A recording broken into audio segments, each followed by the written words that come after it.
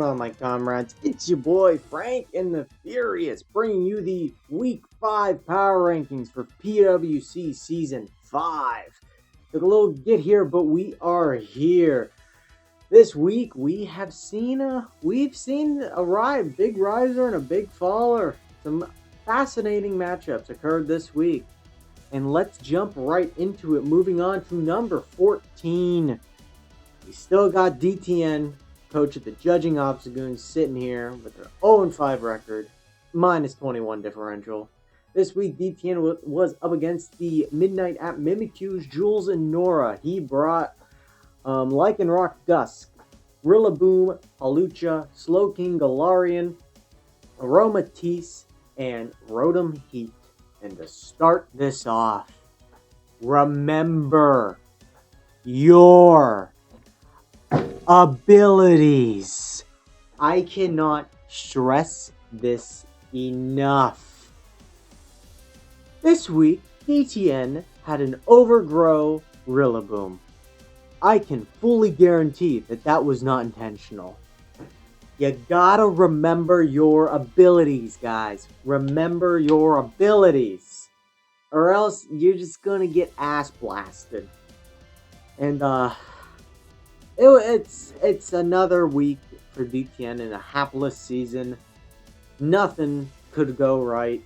In this match, halfway I just wanted to rip my hair out just because how frustrating it was to watch, because you're watching two Pokemon continually wish pass to each other, and if you don't like passive matches, you're gonna hate this. This match was painful, kinda. But moving back to the passive part, DTN, I believe, brought an Aromatisse that did not have an attack this week.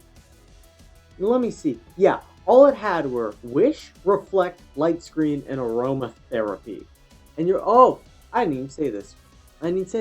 DTN made a trade. He made a trade this week.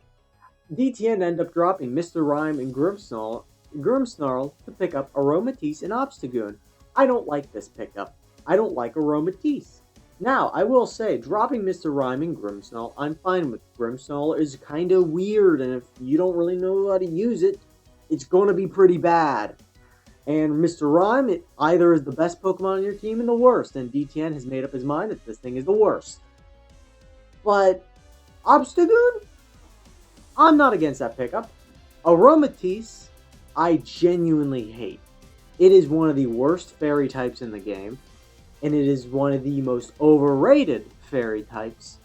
I can't even say overrated. It is the most misled fairy. You feel like this thing should be decent. Got Wish Passing, got Dual Screens, Aromatherapy, all this stuff. This thing is one of the worst fairies to exist. It can't do anything. It can't. It's just terrible. I hate Aromatisse. It's bad. Like, there's so many other fairies out there. And you're getting, like, the discount version of a discount Sylveon. Like, it's not the discount Sylveon. It is the discount of Sylveon. That is what Aromatisse is. Moving back to the match. DTN I think once he saw that Rillaboom was Overgrow, he kind of threw in the towel there, because that's when the GG happened. And yeah, remember your abilities, so you don't have to say GG like turn 7, guys. Remember your abilities. One thing in this match, DTN just starts setting up on an unaware Clefable. Okay, like with a Hawlucha, setting up SDs on an unaware Clefable. Okay. Okay. But this week was just fucking painful to watch. Pardon my French. But DTN was just playing so passive against a team that thrives against a team playing passive. Julez Norhaa's team, their team is built to where if you don't have the accurate wall breakers, you will lose. By the playstyle they play, you can't play passive against them. And DTN had a Pokemon that didn't even have a mood. He had another Pokemon that couldn't even touch Gligar, that being Rotom Heat. I don't know what he was expecting this week with this set, and as usual, stuff just gets randomly sacked. Like Rillaboom's looking at Latios, and like he could go into Aromatisse there. Doesn't. Doesn't. Takes, what was that, a Specs Draco to the face? Congratulations. It's just another hapless season. Not another, but it's becoming a hapless season for DTN. Better luck next season when we're only at week 5. So unless a massive shift in gears is coming, this team's kind of just playing for pride at this point. The pride's got to kick in. And I was saying it last week, and I'm saying it this week. The pride's got to kick in at some point. But enough of DTN. We're going to move on to number 13. That is the Anchorage Appletons, which Coach Sully. This week, Sully was up against the New York Metas. And this week, Sully ends up bringing Zoroark, Mega Lopunny, Heatran, Vaporeon, Regieleki, and Dragonite. And to start this off, I think one thing I'm really been noticing with Sully's play is that he's not using Zoroark strategically. Zoroark's ability Illusion, it's not great, but it's what honestly can really help Zoroark get a big kill in. And Sully is utilizing it way too late in the game to where you have completely neutralized anything Illusion could do. Like, for example, in this game, I look up against his team up against Cappidore this week. Cappidore ends up bringing Meloetta, Melmetal, Mega Gallade, Tapu Fini, Galvantula, and Donphan. What is the first thing I see that is a threat? The first couple things I see that is a threat that me as Sully, I can't break through well, that's Tapu Fini. Now, Zoroark, it's Sludge Bomb. Zoroark has high special attack. I'm going to disguise Zoroark as something, say, like Heatran or Vaporeon. Something that's going to bait in the Tapu Fini, that I can catch it off guard and get big damage off with a Sludge Bomb. Sully's not doing that. Sully's bringing in... Zoroark's not seeing the match until later on in the game when a lot of things have already been chipped. You know it's Zoroark now, so you don't have to worry. He should be utilizing Zoroark early in the match. That is what Sully needs to do if he wants to start piecing some wins together. But it just hasn't clicked yet. Yeah, in this scenario, say I may have Zoroark be Heatran. And I know what's probably coming in on Heatran. I mean, not Meloetta. Definitely not Melmetal. Probably not Gallade. You don't want to get burned, potentially. Not Galvantula. It doesn't make sense. And Donphan, it's got to be a hard read to bring in Donphan. You got to think I'm setting up Rock. So if something's coming in, it's going to be Tapu Fini. So disguising Zoroark as something you deem as a threat you're looking at across the other side of the field, you got to start working with Zoroark's ability right now. And right now, Sully doesn't really kind of want to do that. And I would like to say, what in God's name was this Lopunny set? But, this Lopunny, I believe Sully had a wrong move here. But the thing is, I don't know what was the wrong move. This Lopunny had High Jump Kick, U-Turn, Work Up, which I assume is the wrong move, and, Thunder Wave. Now, first off, why are you bringing High Jump Kick? You got Close Combat. Like, did I just fall into a wormhole where Lopunny didn't have Close Combat anymore?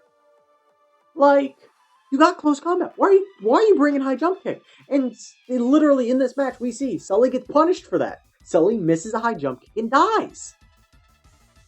So, it doesn't make sense why you don't bring Close Combat there. U-Turn, okay, good move on Lopunny. Thunder Wave, interesting, but we do see it pay off as I will compliment Sully here. He ends up getting Tapu Fini paralyzed, and a little poor luck. Fini never really gets fully paralyzed, but he did catch Fini outside of terrain, clicks Thunder Wave, and I believe he did live the Draining Kiss that happened that turn. I don't think Cappidore set up or anything, but that was a good play by Sully there. I like that. But Work Up, I assume, was the wrong move. But what was the right move there? That's what I don't understand. And then he clicks workup. Like, if workup's the wrong move, why are you clicking it? I just don't understand. I do not understand that there. But more speaking of Tapu Fini, Sully wasn't prepared for it, and it really showed. I mean, Reggie Alecki was his only offensive counter outside of Zoroark Sludge Bomb that he could deal with this thing. So I don't know what to tell Sully here. Like, Capidore's been putting in good work with Tapu Fini so far, but I mean, you gotta have some more stuff prepared for it, and it really showed when Capidore starts clicking Calm Mind, and he just starts taking chip from things. And Vaporeon wasn't really allowed to go around and start Wish Passing to like Lopunny and stuff. I think it only got past Heatran, and just so many things kind of also went wrong for Sully, where Dragonite's in on Donphan, and this Dragonite was a weakness policy, and I understand if he's hoping Capidore goes for the Ice Shard or for the Rock Slide there, but you also gotta kind of assume, yeah, Donphan, it's a good knockoff user. It's clicking knockoff. So, I don't understand. Like, I don't think Dragonite was supposed to set up on a Pokemon that clicks knockoff very frequently. Just, like, maybe start setting up a Meloetta? Like, I believe Meloetta gets knockoff, but the fact I have to question that means it probably doesn't click it a lot. So, but yeah, this was not a week I was a fan of Sully. Heatran kind of being his Tapu Fini counter made me twitch a little bit because that's the thing Tapu Fini sets up on. But yeah, I don't know what Sully needs. Shifting gears, I don't know. But double checking the team, maybe get someone on your scouting staff, someone getting in the front office to help you prep and help you do stuff. But I think Sully. Right now, I think Sully and DTN, I think they need someone to run their teams by real quickly, just to help catch small issues and just stuff you could see is kind of confusing. That's my personal recommendation, but we'll move on. Moving on to number 12, dropping one spot. That is the San Francisco Celebes and Coach Firemaster, who went up against the Tubing and Trevenant this week, the Juggernaut.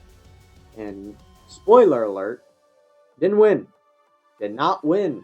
But I can't really blame him too much for that. This week, Firemaster brings Lucario, Mega Heracross, Ferrothorn, Primarina, Braviary, and Chandelure. Turn 1. Firemaster just kind of sacks Braviary. He clicks Tailwind, and then Mega Mawile kills him. And Braviary looked pretty decent in this matchup. I didn't hate it. And Tailwind is pretty good for Firemaster's team.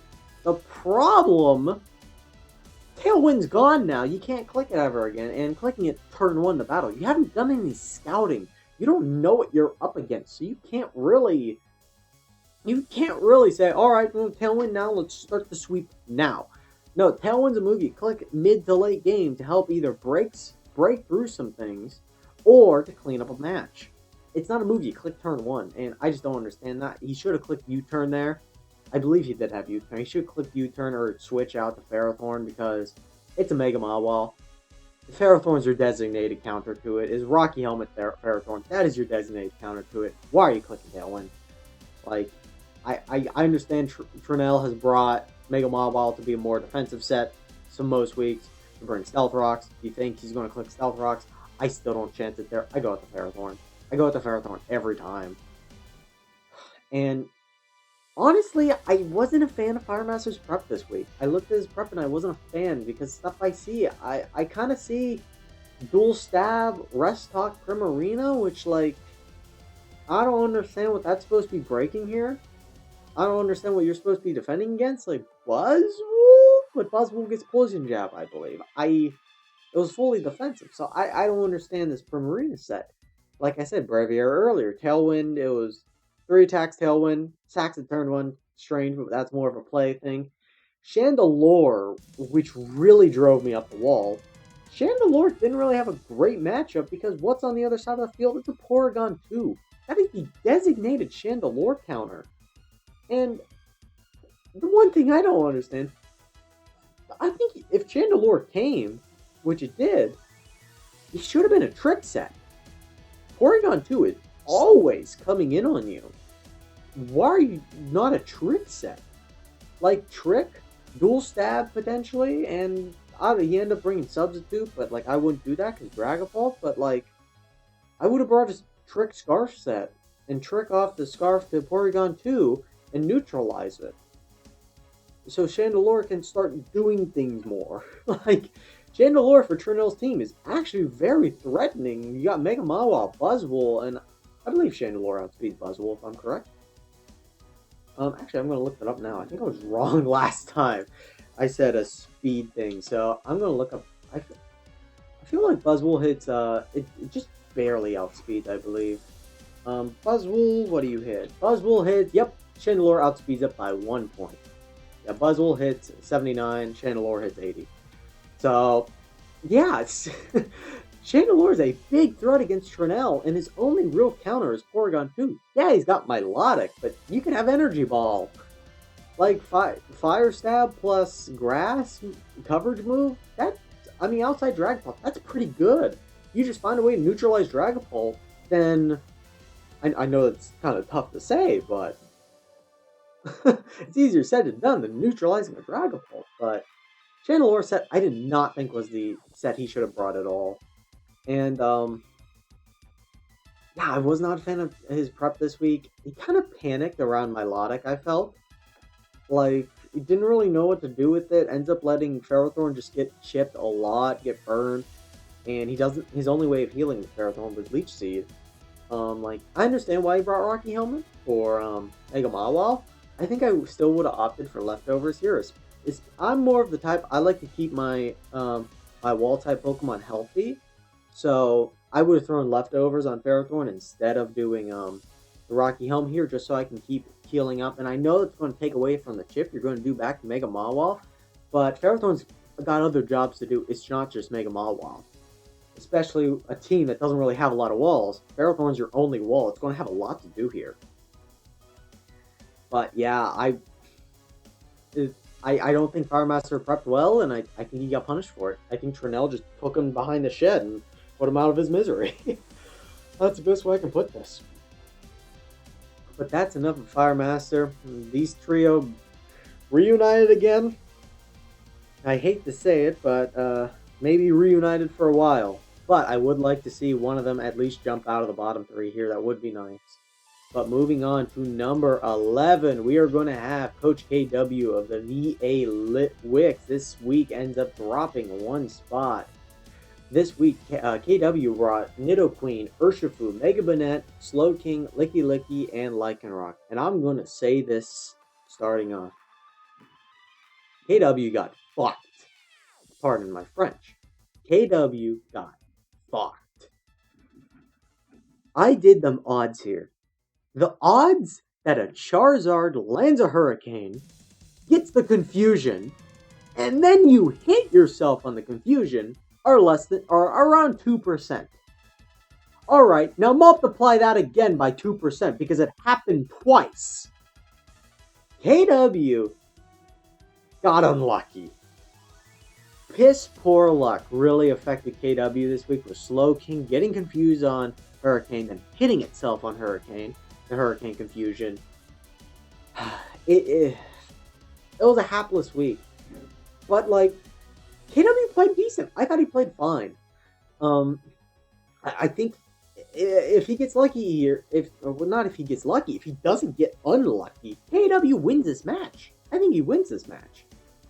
I mean, he had excellent use of teleport with Slowking. I mean, slow teleports into Urshifu and other threats that he has, like Nidoqueen, that's really starting to become threatening for other teams. They're starting to realize that KW has a good pivot core here. Or maybe not even pivot core, just like, that slow teleport's really nice. Getting into Urshifu. And I mean, we see as Umbreon is down by like, what was it, turn 3, turn 4? Umbreon was down. But on like the downside, I didn't agree with him sacking Lycanroc. I think that's the major thing that the major reason KW loses his game is that Charizard was still on the field, and he decides, yeah, Lycanroc's expendable, I'll get up rocks. And you already kind of know, yeah, Charizard's going to be boots. I'm going to keep Lycanroc around. I mean, you have a Cell Rock, you have that priority you're going to need for Charizard.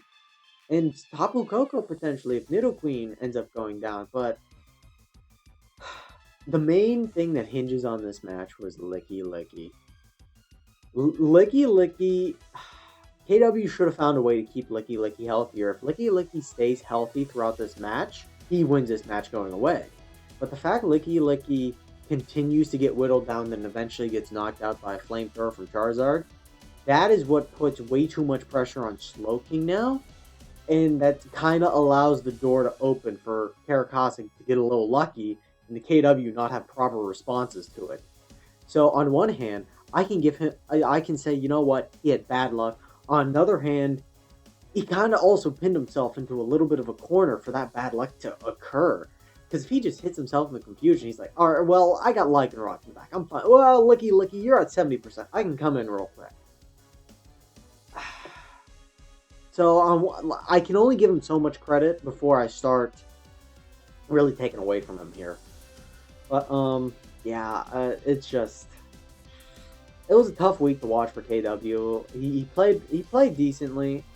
He played fine. I can't really say he played great. Because like I said, losing Licky Licky and losing Lycanroc. I mean, Lycanroc a little less. Licky Licky was I felt very important for this match, especially with the Cloud9 going up. But, I believe Cloud9 does remove the, like, the extra, what is it? Like the boost Water-type moves get from Rain. I do believe it removes it. So, Cloud9 was nice, but letting Licky Licky get really whittled down, that was not the play. Especially when you have Slowking, which is probably better equipped to deal with Politoed, and he's kind of just letting Politoed just pick up Scalds and eventually get the burn, which kind of ends up becoming his undoing. Yeah, I would have... Slowking's just a better all-around Pokemon for that, especially you got Grass Knot on it, just Grass Knot against the Toad. But yeah, KW, I think he should have won this match. I think he definitely had good plays in here, like I said, Urshifu, the slow pivoting around into it. Nidoqueen, he ends up, I didn't know his exact Nidoqueen tech because KW was not able to send me his team, only give me a quick overview. But he was playing well with his wall core of Slowking and Licky Licky, and even when he was gone with Licky Licky, he was playing pretty decently with Slowking to pull this match back, but bad luck really done him in. But KW, you know what? I'll retract. He did play good, but there are some things in there I would have changed that they may have kind of been seen as short-sighted. And if he keeps them around, he doesn't really have to worry about that bad Confusion Hurricane lock. Moving on to number 10, we got Coach Reckless of the Awesome Ducks ends up winning this week in a big match. This is what Reckless needed, and this is what I think we were kind of waiting to happen with Reckless. Reckless ends up playing the Old English SQ this week, number 2 in last week's power ranking, and ends up beating him in what is a very close match to the very end. Reckless played great. I would like to say his sets of using Rest have been, this week, were really effective. Like Rest Type Null, Rest Chestnut, really effective this week. But he really found excellent opportunities to pressure with Tornadus. His team this week, my bad, was Alolan Marowak, Diggersby, Chestnut, Tornadus T, Type Null, and Rotom Wash. But yeah, like I said, Reckless pressured very well with Tornadus T, and Diggersby ends up getting burnt by Spectrier. Getting rid of Spectrier was also big for Reckless, because now that meant he outsped everything he was looking at with Tornadus. And that's what really allowed Tornadus to really pick up kills this week. But,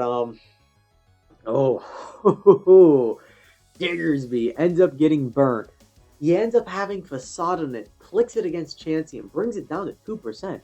Granted, Diggersby dies to a counter that turn, but a Chansey on 2%, that swings the door open for Tornadus T to become a massive threat now against Gert Bilbo. And Reckless utilized it effectively. I mean, he made the right play there. Even though Diggersby dies, he makes the right play there, weakening Chansey because he just opened the door for Tornadus now. So I really like that. I really like that play by Reckless there. He played very well around Nihilego. Nihilego could have really gotten out of hand soon, and the use of pivoting with Type Null and Tornadus T to really just continue to weaken it with, I believe it was Alolan Marowak sack that he ends up doing against it. Just to continue whittling it away until it's in range of Tornadus T. That was excellent play of neutralizing that threat. But, yeah, Reckless, you know what? This was an all-around well-played week. He took on someone that could have been seen above his weight class. I don't know if I would say that. I think Reckless has been playing better than what his record shows. And this match, I think, kind of just proves my point. Played really well here. This was kind of a minor pick, but I think he could have had a 2-0 victory instead of 1-0 versus Passimian. He didn't really have to let Chestnut die there because he probably saw the banded damage at the point, so you can probably figure, oh, okay, Tornadus can take a banded close combat here, and then I kill with Grass Knot. But maybe not. I didn't run the calc to see if Passimian would have died with those close combat weakenings, but yeah, I mean, all around, excellent week by Reckless. Close match, played very well, and found a way to break Gert Bilbo's Volcore, and that was a combination of Diggersby and Tornadus T. So props to Reckless. Let's see if he can start putting together more wins and jump back into the playoff race. He's got the time to do it, and he's showing promise. That's what I'll say about Reckless. So moving up to number 9, we got the FC Victini Pilsen, with Coach Guil at its head. Guil, well, the Pilsen are ranked at number 19 this week, and Guil has requested that he himself is ranked at number 15. So, moment of silence for Guil. Alright, so the FC Victini Pilsen this week, we'll get to why Guil's at number 15 here. Guil ends up bringing Silvally, Alolan Muck, Ndidi Mail, Blissey, Quagsire, and Glaceon. Guil this week is up against Keto in the Empoleon Conquerors, and this is a tough loss for Guil. This is a tough loss to chew on because this could have been a very winnable match, but it kind of ended up not becoming that. And how do you say that? Well, turn 35. If everyone at home has pulled up this match, go to turn 35. Guil was not watching his rest-sleep numbers and clicks sleep talk on turn 3 of Rest with Quagsire, and that completely takes Guil out of the game. Oh, in my notes here I have turn 3 sleep talk. Go to jail. Do not pass code. Fucking hell. Do not pass go. Do not collect $200 because Guil here straight to jail for that play. Straight to jail. Do not pass go. He did not collect. He did not collect his win here. He did not collect a 3-2 record. Instead, he gets a 2-3 record. And yeah, this is one you're going to kind of. This is a match you drink to forget because it's a kind of well played match throughout all this. But that ending hurts. That ending hurts. One thing with Guil here, he was not prepared for a Gut Swallow. And I would like to say, Keto, bold man for bringing a Gut Swallow against a Skarmory team. That just it's very lucky that Skarmory does not come this week. I mean, looking at the matchup against Keto, I think I would have brought Skarmory. I thought Skarmory had a decent matchup. I mean, especially with stuff like Hitmonlee, and like I said, Gut Swallow and Gliscor. Skarmory looks kind of decent. Like, I would have brought Skarmory here. But Guil does not end up bringing Skarmory, and that really hurts him this week. But Guil, you know what? With Blissey, the Heal Bell Wish really allowed him to play recklessly in the beginning, and that was he got a good chip off on Empoleon, ends up knocking off. And if you're watching this match, this match was so strange. Like, that's the best way I can put this. This was a strange match because, like, early in the beginning, there was a turn where Empoleon clicks Toxic on Alolan Muck predicting a switch, and Guil clicks Poison Jab on Empoleon predicting a switch. It was just such a... And then I believe Guil clicks Poison Jab again, just to kind of double down on it.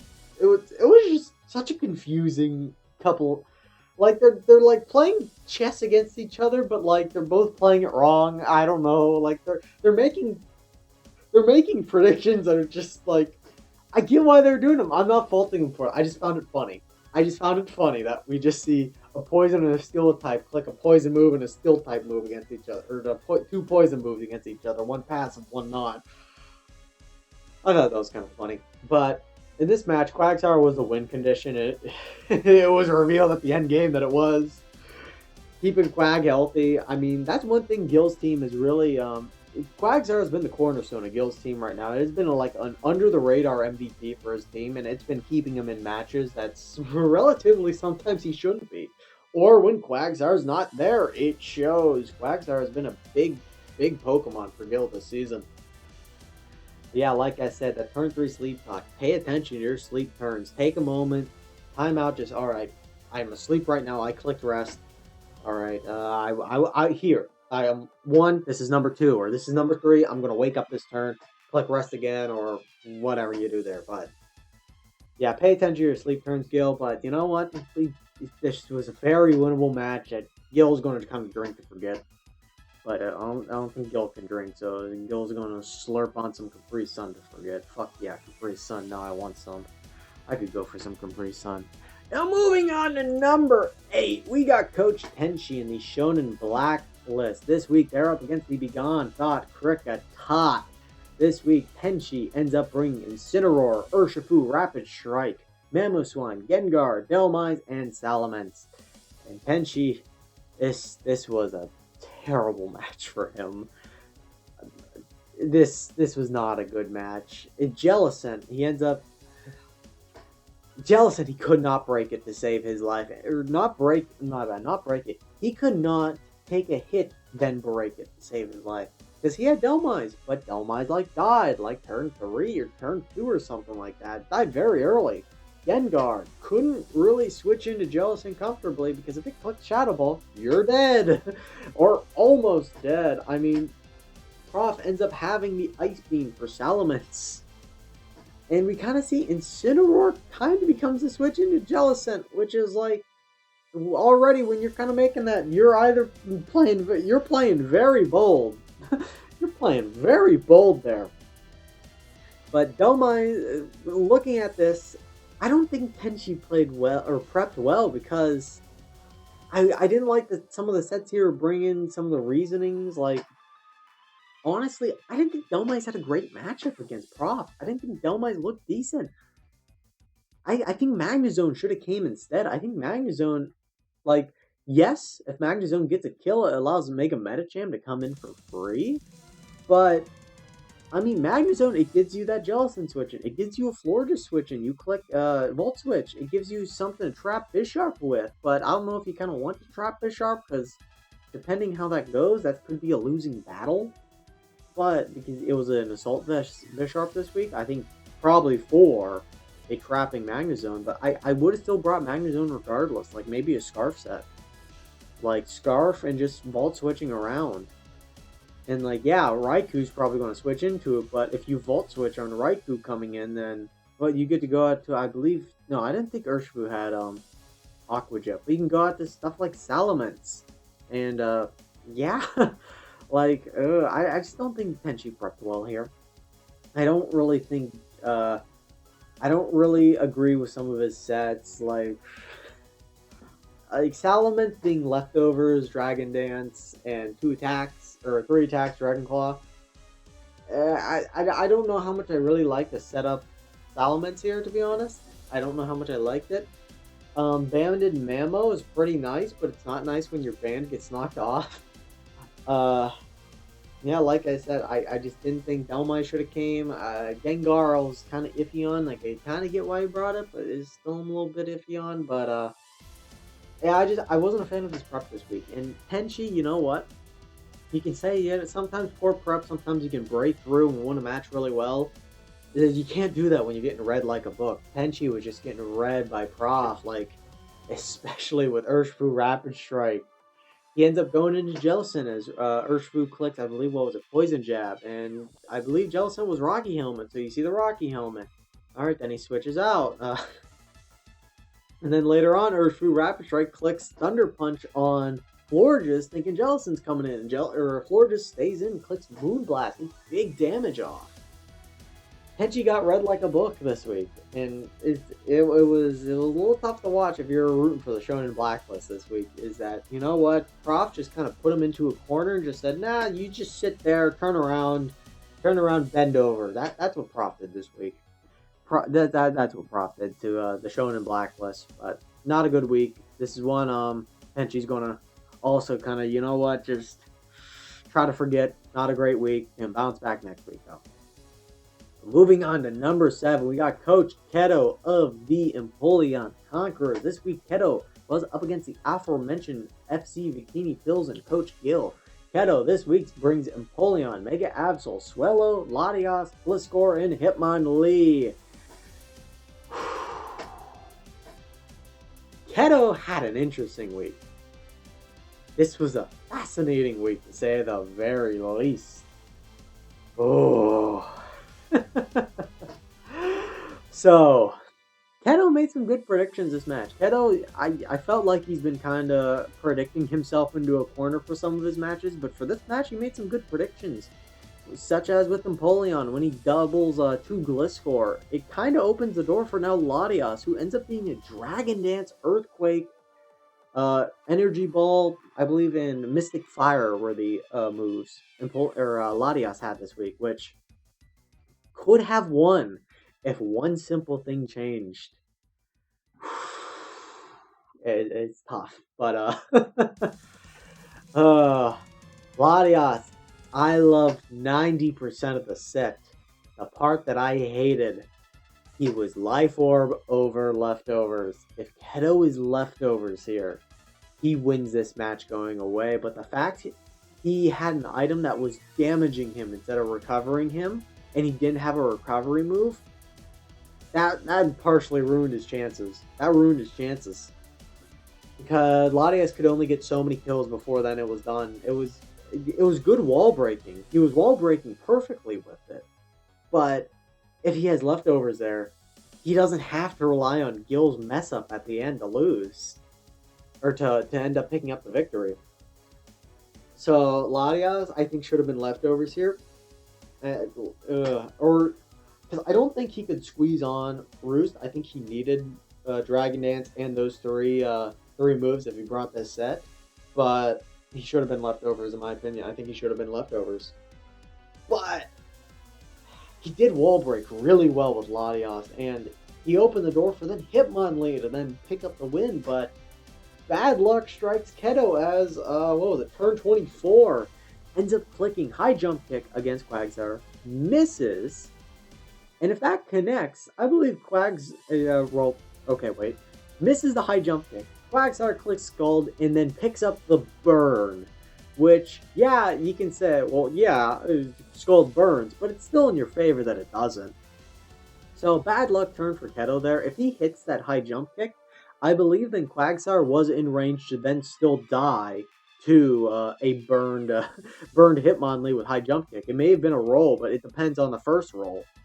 So Keto could have killed Quagsire right then and there if he didn't have piss poor luck. But I think this is a bit of a pick. I think Gliscor could have ended the match sooner with a potentially 3-0 win. But Keto ends up only getting the 2-0 here. But I think Gliscor, what was Gliscor's set? I believe it was an SD. It was an interesting set. Wasn't, or am I thinking of another week? No, the Toxic Taunt Roost Earthquake. I think he could have ended it sooner, because at this point, like with Taunt against Quagsire, Taunt Toxic, you got Quagsire pinned into a corner now. Indeed, he couldn't really break you. The Gliscor could have ended this match a lot sooner, but yeah. But yeah, I Keto, I like this prep this week. You know, one thing I've kind of gotten on Keto for is I haven't liked this prep. I liked it this week, and you know what? I think there are some plays I could have changed in there. But I think Keto, he played fine to get the victory here. I think he played fine. Well, like, yeah, did he get unlucky and then get hyper lucky? Yes. But I did think he played fine enough to deserve the victory. I don't think it was undeserved. But moving on to number 6, we got Coach Caracasa of the Grounded Gibbles. This week ends up playing the aforementioned KW and the VA Lit Wicks. Caracasa this week ends up bringing Mienshao, Mega Swampert, Politoed, Charizard, Umbreon, and Tapu Koko. And to start it off, Caracasa, he told me, he said, "Hey Frank, this is Charizard is great this week. You're gonna see. You're gonna see." And then I watched this match, and I'm like, "Oh, Charizard got like 3-4 kills, I believe. Maybe he got 5. I don't know. But got a lot of kills." And I'm like, "Oh yeah, Charizard played great." And then I saw how it got the kills, and I went, "Oh." So the best way I could put this is RNGesus descended from the clouds and said to Charizard, "You, my child, you shall have all the piggy pudding." As then proceeded to bless Charizard with all of the given luck that RNGesus could have given to it. Oh my god, Hurricane Confusion was like the bane of KW's existence this week, as we mentioned earlier, but it was just stupid how lucky Caracasa was getting with these. But Caracasa this week, he was playing with plot armor. I don't know who the director of this simulation is, but the director this week decided Caracasa, he's got to win. This has got to be a good episode. We'll have Caracasa win. And it proceeded to be a good episode for all the wrong reasons. But, Caracasa, you know what? Letting Politoed end up losing its leftovers and kind of just spamming Scald against Licky Licky, I was very confused on, especially when you got Mienshao right there. And, like, Licky Licky's, what, it's clicking knockoff against you? If I'm Mienshao, I'm not really caring if it knocks me off. I don't care. You know, whoa, it was a Focus Sash Mienshao. I don't care. I'm clicking knockoff. Or I'm clicking fake out. I don't care. And he really had the chance to knock out Licky Licky, but he ends up clicking knockoff with KW being a bold man and clicking wish while looking at a Mienshao, which was, oh my god, that was bold. KW's part, but he ended up having the chance to click close combat, attacking what's in front of him, or clicking ends up clicking knockoff, which I understand why he does there, because you think Meg Bennett's coming in, but oh, if he clicks close combat there, oh my god. Oh my. But he ends up bringing Tapu Koko, which I was kind of confused on, because like KW signature is the definitive Tapu Koko counter. Why are you bringing it? I just didn't get it. I didn't get it. Did not understand why Tapu Koko came this week. But the thing that ultimately won Caracasa this match was keeping Licky Licky low. And, I mean, well, of course, the confusion, but keeping Licky Licky low, and as long as Tapu Koko was there, and once Licky Licky was out, Nidoqueen couldn't heal anymore. So, it could have opened the door for then Tapu Koko to start becoming a problem. Because if Nidoqueen starts getting low, and he had Nature's Madness on it. So, yeah, keeping Licky Licky low and keeping it out of the game really helped Caracasa end up pick up the victory here. And was it a great victory? No. Was it a victory? Yes. And right now, it's kind of all that matters, because you know what? You may not be winning them pretty, but you're winning the matches. So that's all that matters. That's all that matters right now.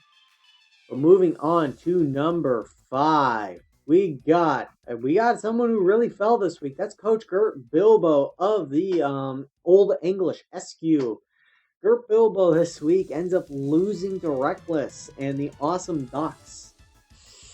Tough loss for Gert Bilbo.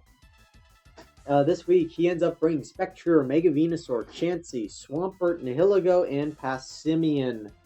And to start this off, why was he Life Orb, Spectre, and Sub? I was kind of like confused by that. because he ends up just taking a lot of damage, ends up burning Diggersby, which partially ends up becoming his undoing.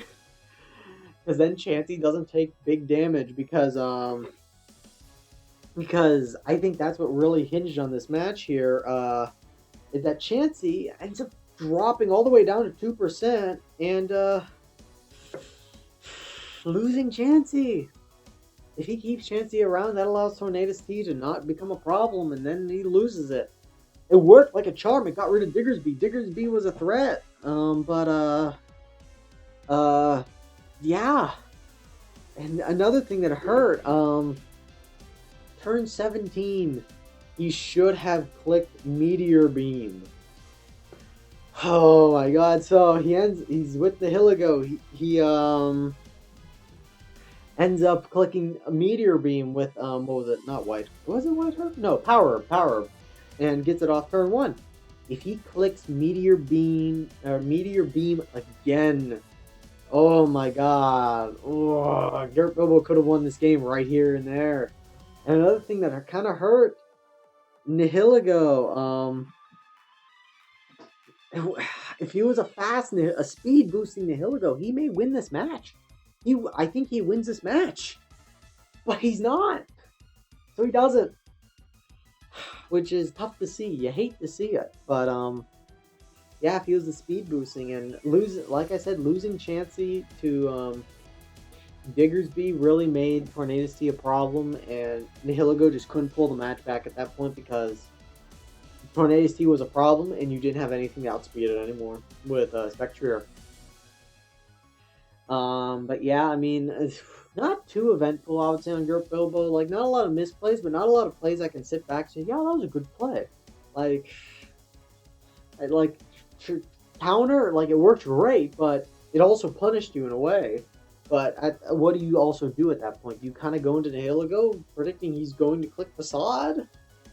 But Nihilego is probably going to take a lot, doesn't have a lot of defense.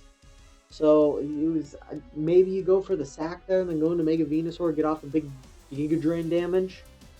But losing Spectre and then losing Chansey really puts him out of this game.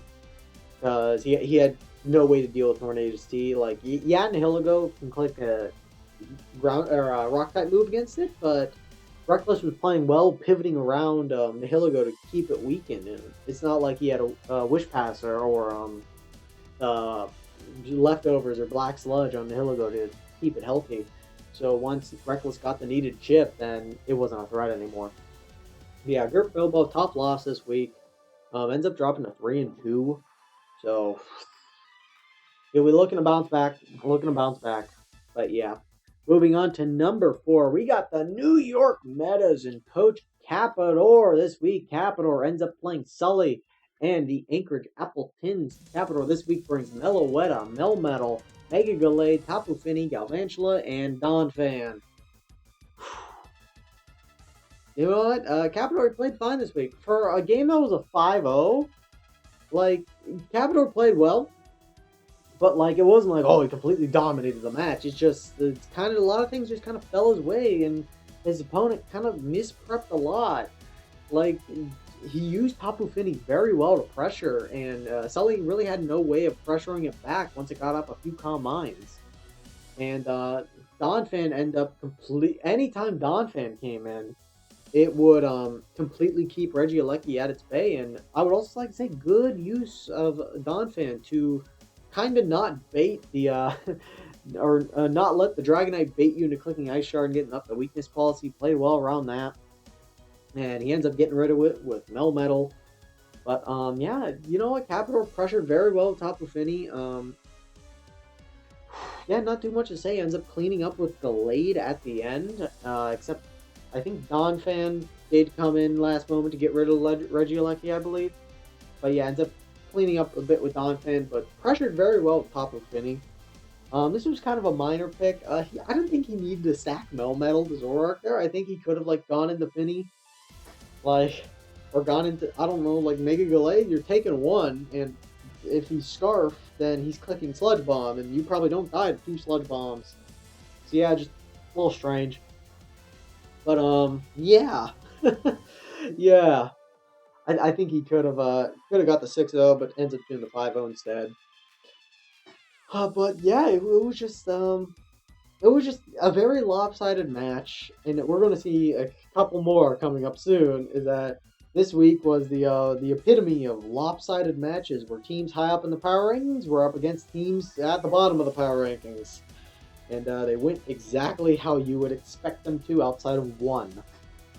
So yeah, I guess 75%, right? Sure, yeah. Yeah, that's all I got to really say about Cappidore this week. So moving on to number 3, I got someone to even say less about. We got Julez and Norhaaa, coaches of the Midnight at Mimikyus. We're up against the judging Obstagoons this week. They end up bringing Gligar, Latios, Escavalier, Machamp, Kangaskhan, and Clefable. And the first and only note I had for a while with Julez and Norhaaa was they let DTN fire a rocket launcher at his foot and did not try to disturb him, which was probably the best way to go about it. They played to this team's strength, which is Clefable and Gligar Wall Core, which Kangaskhan took the place of Suicune this week. That Wall Core was strangely impenetrable for DTN, and yeah, it ends up turning out how you exactly expected. It was a 6-0 in favor of the Midnight at Mimikyus, but they played very well with Gligar pivoting with U-turn and Clefable passing off witches to stuff. Escavalier coming in to help break like Aromatisse, gets rid of items from like Slow King, weakening that, gets rid of Rotom Boots, heavy or Rotom Heat's boots. I don't think that mattered, but yeah, ends up setting up the late game for Machamp to then clean up, and yeah, I mean, not much to say about this team. They just, like I said, they literally did not. They just did not disturb DTM as the team was imploding. That is the best way I can put this. That is the best way I can put this. But yeah, it was a slogfest to kind of watch this match, because you're kind of watching Kangaskhan over and over again pass off wishes to itself and other Pokemon, and Fables, Heal Belling, Gligar's going to click U-turn, and then DTN's on the other side of the field. Aromatisse clicking screens and then clicking wish. It was a slogfest to watch this one. For like a 6-0 match, it was like probably one of the most painful 6-0 matches I've had to watch. And not for like, ooh, I feel so bad for that person. It's just like, oh my god, how was this a 6-0? This lasted like 70 turns. 6-0s aren't supposed to last 70 turns, and this is playing stall. And I guess Julez and Norhaaa took a page out of Guil's book this week and did it better. Yeah, I said it. Yeah, I said it. Yeah, that's really all I got to say about them. That's the best way I can put it. We're moving on to number 2. Why, hello there. Hi. Well, you're in the recording now. But moving on to number 2, we got Coach Prof of the Begone Thought Cricketot this week. Prof played really, really well. I was very impressed with his play. And Prof ends up this week bringing Arcanine, Mega Medicham, Raikou, Bisharp, Florges, and Jellicent. Prof, someone who I kind of disrespected the first couple weeks power rankings. You know what? I hope this makes up for it. Being number 2 in the rankings, jumping all the way this up. Yeah, I don't know why on the right it says he didn't move up. He would have moved up 30 spots, I believe, because he was at number 5 last week. So that's wrong, but I'm not going to go back and change it because we're already 53 minutes deep. So I'm not going to change that. But you know what? For the negatives I had for Tenshi were Profs for Prof. He read Tenshi like a book, made accurate plays, good predictions. Ends up with Florges getting big damage off on Urshifu. And I gotta say for this team, Raikou has been the MVP. I've been loving Prof's Raikou play, and I think with a lot of teams we're seeing they have massive threats, say like Mega Medicham, here, Dragapult, Mega Mawile, Melmetal. So many other Pokemon like Superior, Raikou, and Tapu Fini have been amazing because they've been flying under the radar. And Prof's been playing very well with Raikou. Ends up catching Mamoswine with an Aura Sphere. Excellent work by Prof this week.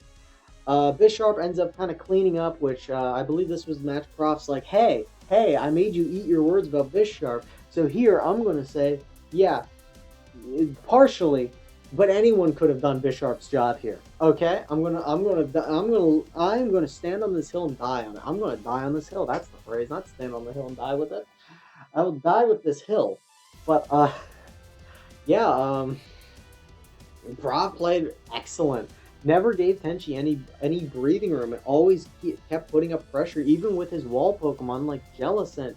He always managed to click key moves and keep Tenshi on his toes. Never let him settle down the battle, because I think that's one thing with Tenshi is that for the way his team's structured, if you continue to keep on the pressure, Tenshi's team's going to break. And Prof found that out this week. He found that out very well. But yeah, excellent plays with Prof. Ended up keeping Urshifu at bay. End up not letting stuff like Salamence or Gengar really threaten him. Mamoswine catches it off guard completely and takes it out of the match. Yeah, excellent play by Prof here. Yeah, he's well deserved. Now jumped up to number 2 in the rankings completely. Yeah, that's all I have to say about Prof for a team I really have not been a fan of, or was not a fan of when it was drafted. You know what? Prof has been making me enjoy watching him. So, yeah, I've really enjoyed watching how he's been playing with some of his mods. Like I said, with Raikou, I've been enjoying Jellicent. He's been turning it into a pretty formidable wall. Mega Medicham really hasn't had to come out and do the things it does, because he's been playing great with it. And other Pokemon, like, we don't see here. Like, Prof's just been playing really well. I've been a fan of his play since week 3. He's really bounced back after a start I was not a fan of, and this week was the market correction for Prof. Number 2, one of the more threatening coaches right now. We're moving on to number 1. 5th week in a... Well, no, not 5th week in a row. What am I talking about? What? Second or third week in a row, we got the Turbingen Trevenants. 5-0. The only team undefeated right now. This week, Trannel brings Milotic, Dragapult, Porygon 2, Mega Mawile, Buzzwole, and Superior. And Trannel played a safe week. But to start off, fuck your Superior.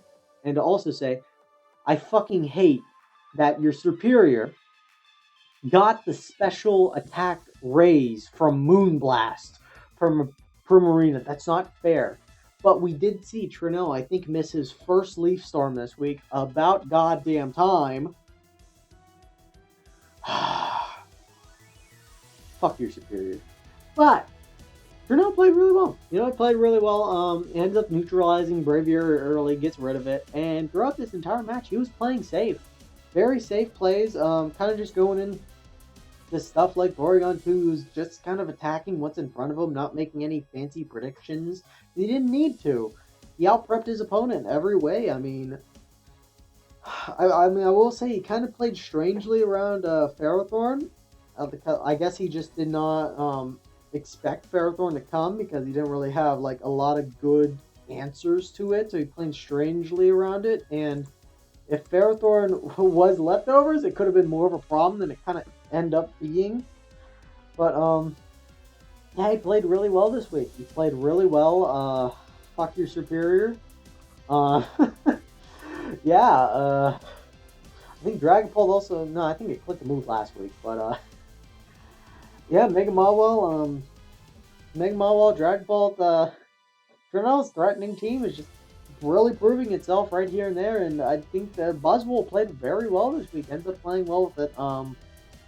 I really don't have much to say, because it's like, I summed it up right when I say Trannel played very safe, but not in a bad way. He played very well, because he prepped in a way to allow himself to play safe. He prepped very well to where he's like, all right, I don't need to make any fancy predictions. I don't need to make any calls. I can just let Firemaster tell me what's up, and then react to that. And then my reaction will definitely be safe, because a lot of Firemaster's threats couldn't break through Trannel, like Mega Heracross. Oh, you go into Buzzwole. Buzzwoles can actually take Mega Heracross hits very well. We got Chandelure. Oh, I got the definitive Chandelure answer with Porygon 2. Yeah. And I mean, Trannel just played well. I mean, I will continue to wank him off here, but I've been all 5 weeks he's been playing very well, and all 5 weeks he's been 1 or 2 in the rankings. But yeah, this is the team to beat right now. This is the team every coach is frothing at the mouth to be the first one to beat them, whether it's in the regular season or, God forbid, whether it's in the playoffs. Because I would like to see this team lose before playoffs. Yes, I did say that, Trannel. I want to see you lose before playoffs because I don't like lossless teams. I don't like teams who won all the games. I don't like that. No, no. Don't like that. No, that's a big no-go for me. But yeah, that have been the Week 5 Power Rankings for the PWC Season 5. I would like to thank you all for watching. This was a very interesting week. Definitely check out some of these matches. Some of these matches were very interesting, like the Reckless v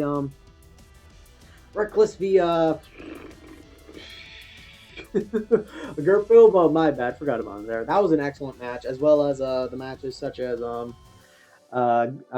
and Keto that kept you on your feet your entire time. It was actually kind of fun to watch for Guil's matches being boring as fuck because of his stall. That was a fun match to watch. But yeah, definitely go check out the matches. They'll be in the description down below.